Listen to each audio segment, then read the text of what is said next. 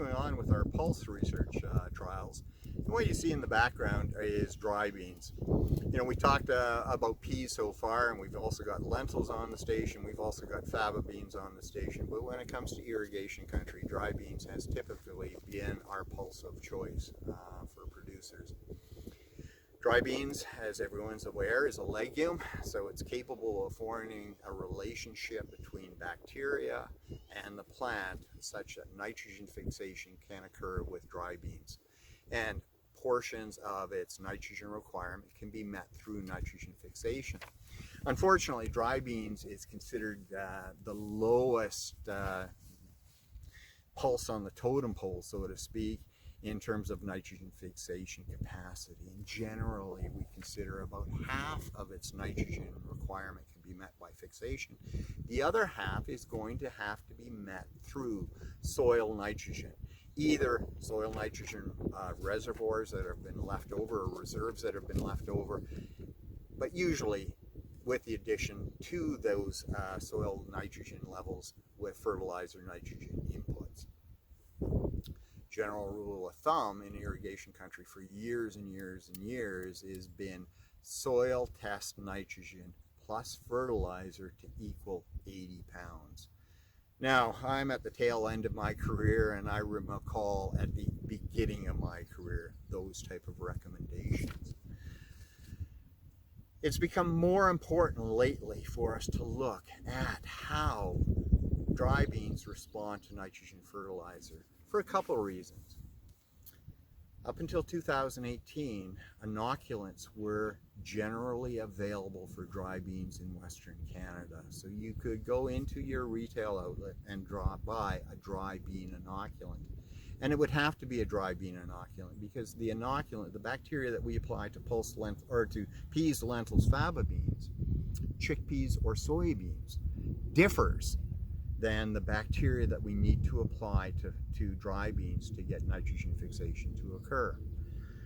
Well, we've known for years, as I say, they don't fix a lot, and it gets a little even more complicated in that often we could find that an inoculant would work well with, say, pinto beans, but it didn't work well with black beans. It didn't work well with a Great Northern. So as you went through the different market classes of beans, we had different responses to an inoculant. Over and above that, we could find that within, say, a pinto class bean, you know, you could find an inoculant that worked well with something like White Mountain 2, but it may not work on something like Island for dry bean production. So within each of those market classes, there was differentiation. So typically in irrigation production, producers were using some starter nitrogen. This year, no Canadian manufacturer of inoculants was releasing a dry bean inoculant. So people in Saskatchewan were more or less forced, for those that were growing dry beans, was to look at total amount of nitrogen, or all of their nitrogen being met through soil nitrogen levels with the addition of supplemental fertilizer nitrogen. So that's what I'm doing. I'm challenging or looking at what dry beans, in particular, what we've got is White Mountain 2, which is a pinto bean in behind us. It tends to be both the most commonly grown both variety and within that pinto bean market class. You know, in Saskatchewan, we tend to grow primarily black beans and pinto beans. Pintos have the edge on the market, and within that class, White Mountain 2 is the favorite variety to be growing. The other reason that we're looking at it is the old adage, does soil test plus fertilizer to equal 80, does it still apply, considering those recommendations are as old as I am? You know, maybe we should be looking at the new improved genetics, and you know, that hypothesis, that rule of thumb, may not be holding up to higher yielding varieties. So this is a 3-year project that we've initiated this year in 2019. I'm running 3 different sites in the Lake Diefenbaker area, and what we are looking at is combinations of soil test plus fertilizer to equal 30, 60, 90, 120, and 150 pounds of actual N per acre. I'm using two different sources of nitrogen. Standard urea. All of the nitrogen is put on up front at the time of seeding, and it's as a sideband application. So half of these plots that you see behind us have urea at those rates. The other half of the plots have the same rates of combined soil plus fertilizer to equal 30, 60, 90, 120, and 150. But the source of nitrogen that I'm using there is slow release. And it's an ESN. So it slowly allows the nitrogen to bleed into the system at a slower rate. It doesn't all become available at once.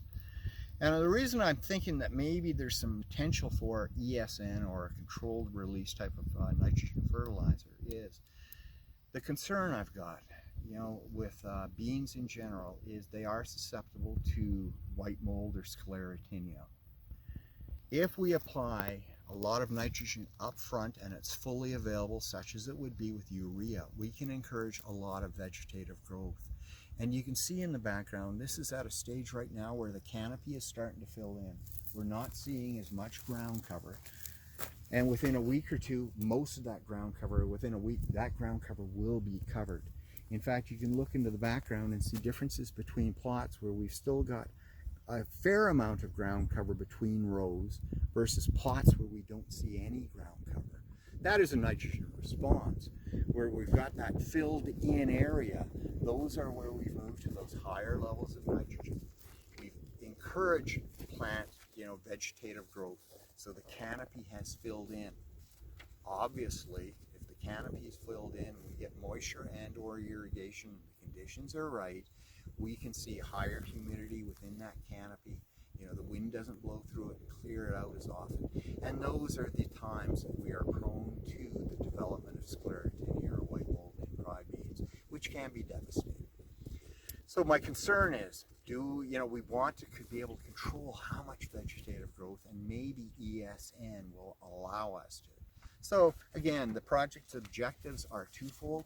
We're trying to develop some nitrogen fertilizer recommendations for irrigated dry beans. And we are looking at, if we've got to apply fertilizer nitrogen with it, are there differences between a slow release and a fully available form of nitrogen? We'll have the results come winter.